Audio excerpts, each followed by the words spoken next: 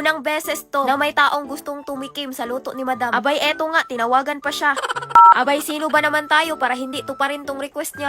Hindi ba naman nagdalawang isip si Madam na humindi? Nako, hindi muna sa mansyon si Madam magluluto. Habang nagdadrive nga si Madam, nakita niya na may nagtitinda ng shrimp at crabs dito. Syempre dahil ito din yung ni-request niya, kahit mahal, abay bibilhin natin yan. Tinext pa ako na bumili daw ako ng mga prutas. Parang sumusobra na tong taong to. Akala niya siguro hindi ko siya sisingilin sa lahat ng mga pinamili ko. Para makumpleto na tong mga ingredients na lulutuin ni Madam, abay bumili na din siya ng mga ricados. Tapos dumiretso na kaagad dun sa bahay nila. Pagkadating nga ni Madam, sobrang tahimik, parang tulog na ata sila. Anong oras na kasi nakarating si Madam? Pagkalayo-layo naman din kasi nitong bahay niya. Sisigawan ko na lang to para magising at pagbuksan ako. Noy! Noy! Akala ko hindi na ako pagbuksan ni Lloydie dahil nalita ko. Buti na lang talaga hindi sila nakatulog sa kakahintay ni Madam. Pagkapasok ni Madam, una niyang nakita itong tinuhog na turon. Hindi ko na hinintay, nabigyan nila ako, kinain ko na kagad.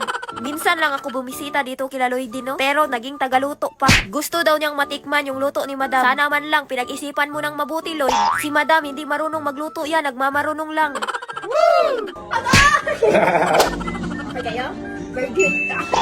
Ang una kong ginawa, nilinis ko muna tong hipon. Ginunting ko lahat yung mga galamay. Syempre, sa dami ng hipon nito, hindi matatapos kaagad kung si Madam lang ang gumagawa. Kaya nagpatulong na ako kay Lloydie, no? Dito naman sa crabs, nagbida-bida na si Kirby na siya na yung gagawa. Alam nyo yung ginawa niya? Minorder niya yung crabs. Abay, tinanggalan niya ng mata. Tapos, sinaksak pa. Basta yung crabs, hindi na nakagalaw. Dapat linisan to ng todo. Hindi kasi natin alam kung saan lupalop to sila galing. Katulad nitong crabs, abay may tali pa. Kasama nga yung tali sa binayaran mo, pero hindi mo naman pwedeng kainin. Kaya dapat tatanggalin mo yan kung gusto mo pang mabuhay ng matagal. Kakahawak ni Madam dito sa crabs. Eto nga, kinagat na siya. Sa tagal nang nagluto si Madam ng crabs, ngayon lang to nangyari. Imbis na imumukbang namin tong crabs, inuna nang minukbang si Madam. Pinatadtad ko na nga kay Kirby. Abay siya na bahala dyan. Abay iba pala sila dito. Yung mantika tinatago. Tapos yung asin kulay pink. Yung mga lamas nilagay sa ref. Tatadtarin na ni Madam lahat ng mga ricados.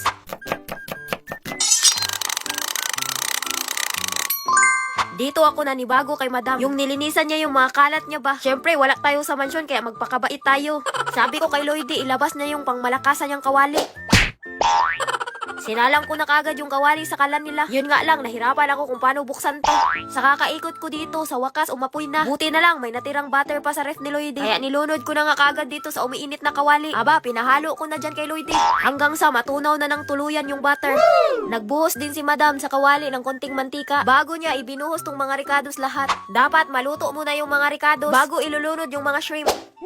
Inutusan ko muna itong si Lloydie na siya munang maghalo dyan.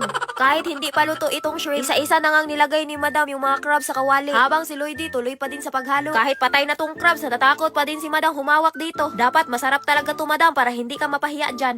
Aba, nilagyan lang ni Madam ng mga kung ano-anong pampalasa yan.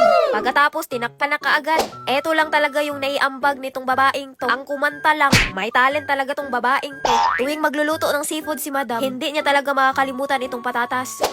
Syempre, pati na din itong corn. Talagang galing pa to sa mansyon. Dinala pa ni Madam dito para may corn na ihahalo sa seafoods na niluluto namin. Si Kirby na yung inutusan ko ditong magtadtad. Ay sus, naglambingan pa talaga tong mga to. Pinalambot ko muna itong patatas at corn kasi pagkatigas-tigas pang ihahalo dito sa seafoods. Kaya papakuluan muna ni Madam ito. Partida, hindi pa to luto ha, pero ganito na yung reaksyon namin.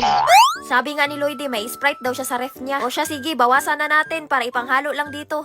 Kahit hindi pa tinikman ni Madam, alam niyang kulang sa alat tong niluluto niya. Pati lagayan ng asin, pinapahirapan pa si Madam. Ganito talaga ang mangyayari kapag nasa ibang pamamahay ka nagluluto, Madam. Pati lagayan ng asin, hindi ka marunong magbukas. Sabi ni Lloydie, napadami daw yung lagay ko ng asin. Hay nako, napapahiya na talaga ako dito. Pero sa nakikita ko, mukhang masarap naman talaga itong niluluto ni Madam. Lumambot na nga itong pinakuluan niyang corn at patatas. Dahil ito na lang din naman yung kulang, abay hindi na natin to patatagalin. Ibuhos muna lahat yan, Madam. Hinalo-halo lang ni Madam yan ng mga 3 beses. Luto na nga itong seafoods ni Madam. Hindi naman pwedeng hindi natin to ipapatikim sa kanila. Abay nagulat ako kasi nasarapan sila. Kaya sobrang saya ni Madam.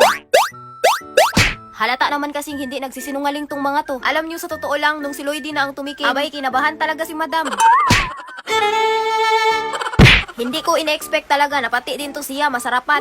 Buti na lang, hindi talaga ako napahiya dito. Dahil tapos nang magluto si Madam, eto na muna yung aatupagin niya. Kung nagugutom kayo, pumunta lang kayo kila Lloydie, puno yung ref niya. Kanina pa nga to, pinapaganda ni Kirby tong salad niya. Abay, pwedeng-pwede na naming angkinin na kami yung gumawa. Eto na nga, nilabas na nga ni Lloydie yung mamahalin niyang plato. Na ngayon lang nilabas kasi andito si Madam.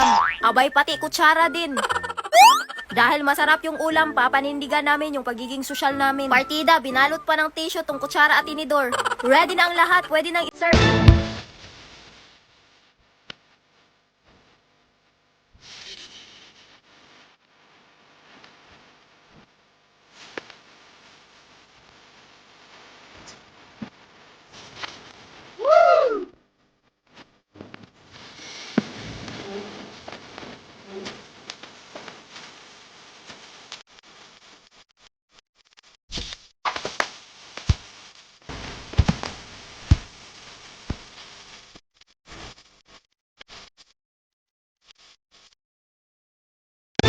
Mapapadami na naman ang lamon si Madam nito. Di ba parang nasa restaurant lang na social tong atake namin dito?